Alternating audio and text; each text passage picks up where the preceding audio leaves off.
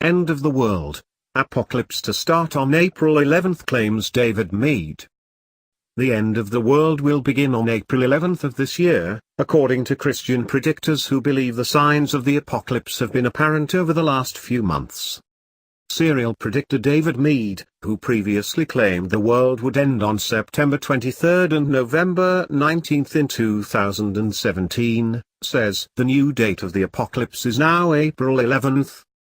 Mr. Meade begins an article on Planet X News by saying, "The fat lady is about to sing. It's all over." Mr. Meade gives a list of reasons as to why he believes this will be the date of the end of the world, also adding this will be the year the Antichrist finally reveals himself to usher in the apocalypse. The conspiracy theorist said the Great American Eclipse, which took place on August 21 last year, was a harbinger of a 7-year tribulation period. Mr. Meade added the solar eclipse began in Oregon, the 33rd state, and ended in South Carolina, which is in the 33rd parallel, a circle of latitude which is 33 degrees north of the equatorial plane. Mr. Meade said, "The last eclipse of this nature was 99 years ago, 33/3. 3 is significant in biblical terms as it represents the Holy Trinity. 33 is how old Jesus was he died. The end of the world is supposedly upon us." He goes on to say the crazy people of the United Nations declared on December 21 that Jerusalem is not the capital of Israel. This was followed 42 days later by the blood-red blue supermoon.